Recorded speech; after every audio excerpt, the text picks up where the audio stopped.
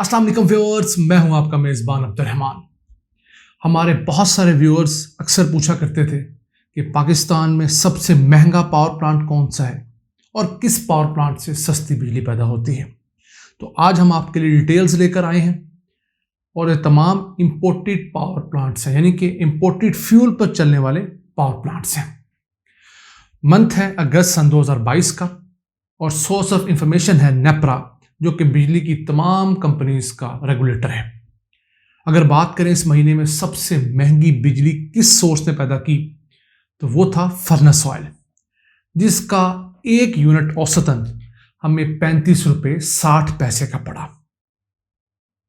दूसरे नंबर पर आते हैं डीजल से चलने वाले पावर प्लांट्स, जिनका एक यूनिट हमें 27 रुपये 80 पैसे का पड़ा।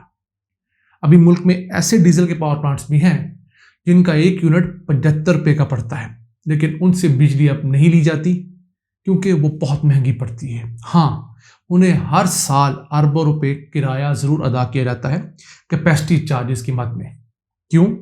1990 की दिहाई में जब उनके साथ मुआहदे किए गए तो 30 सालों के मुआहदे किए गए कि 30 साल तक हम आपसे बिजली लें या ना लें, आपको पावर प्लांट लगाने का किराया अदा करते रहेंगे।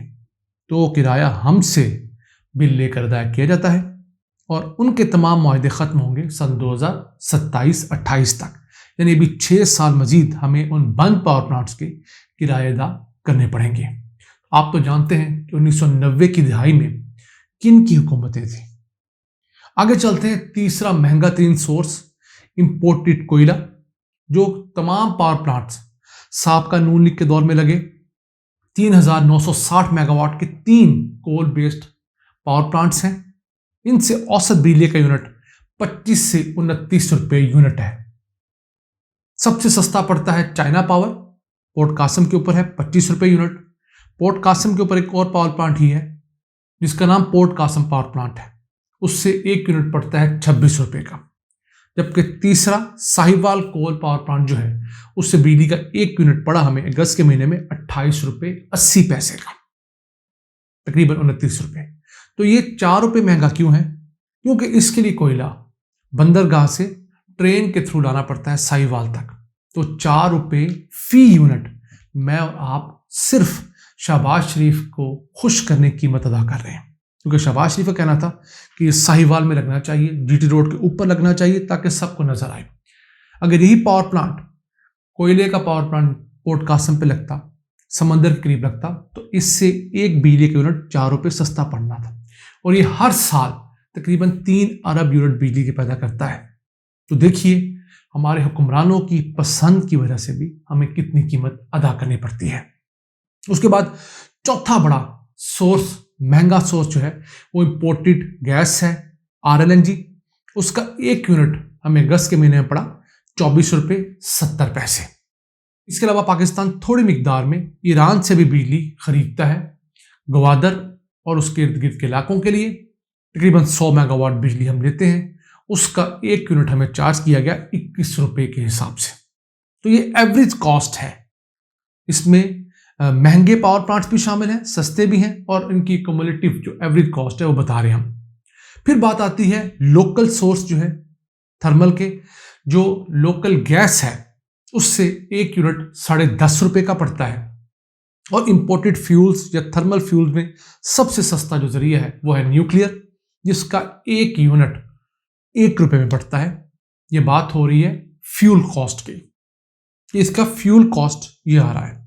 इसके अलावा इसके ऊपर जो हमने कर्जे ले रखे हैं पावर प्लांट्स को बनाने के लिए और जो इनके दीगर अखराजात हैं वो ऐड ऑन होंगे। तो पाकिस्तान में अब बेस यूनिट की प्राइस जो हो गई है वो 24 रुपये 80 पैसे हो चुकी है।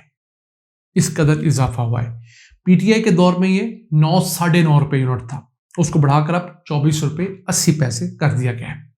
अभी पाकिस्तान में सबसे सस्ता सोर्स जो है बिजली पैदा करने का वो हाइड्रो इलेक्ट्रिसिटी है। वो चूंकि इंडिजिनस सोर्स है वो बहुत सस्ता पड़ता है, उस पर डिटेल वीडियो हम किस दिन करेंगे। अब अगस्त के महीने में हमने बिजली के कितने यूनिट पैदा किए, तो 14 अरब यूनिट्स हमने बिजली के पैदा किए। गुज़िश्ता साल अगस्त में हमने 16 अरब यूनिट्स पैदा किए थे। इस साल क्यों कम पैदा किए?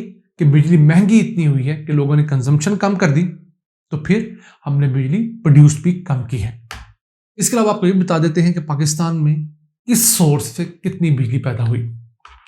सबसे ज्यादा बिजली पैदा हुई हाइडल सोर्स से 35.5%, कोयले से बिजली पैदा हुई 15.5%, न्यूक्लियर से बिजली पैदा की गई 13.3%, इंपोर्टेड गैस से बिजली पैदा की गई 12.5%, लोकल गैस चूंकि घटती जा रही है उससे सिर्फ 9.5% बिजली पैदा की गई।